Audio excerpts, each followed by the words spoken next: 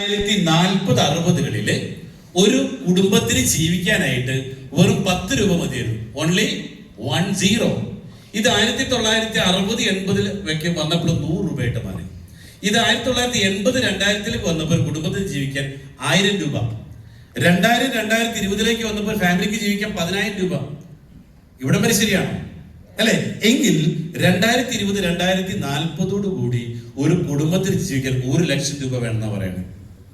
അപ്പൊ ഒന്ന് ആലോചിച്ച് നോക്കി, ഇന്ന് ഇവിടെ ഇരിക്കുന്ന നിങ്ങൾക്ക് വരുമാനം എത്രയുണ്ട്?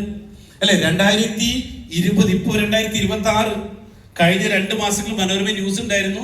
കേരളത്തിലെ ഒരു ശരാശരി കുടുംബത്തിന് ജീവിക്കാൻ 60,000 രൂപ വേണമെന്ന് പറയണം. അതായത് 2030 1 ലക്ഷം കടക്കും. പക്ഷേ അപ്പൊ എന്താ സംഭവിക്കുക? നിങ്ങളും BPL ക്ലിയർ ആയോ? ഇവിടെയുള്ള മിഡിൽ ക്ലാസ് എവിടേക്ക് പോകും? നേരെ ലോ ക്ലാസ്സിലേക്ക് മാറ്റപ്പെടും. ആ ഒരു അവസ്ഥ ഇല്ലാതിരിക്കണം. എന്ത് ചെയ്യണം?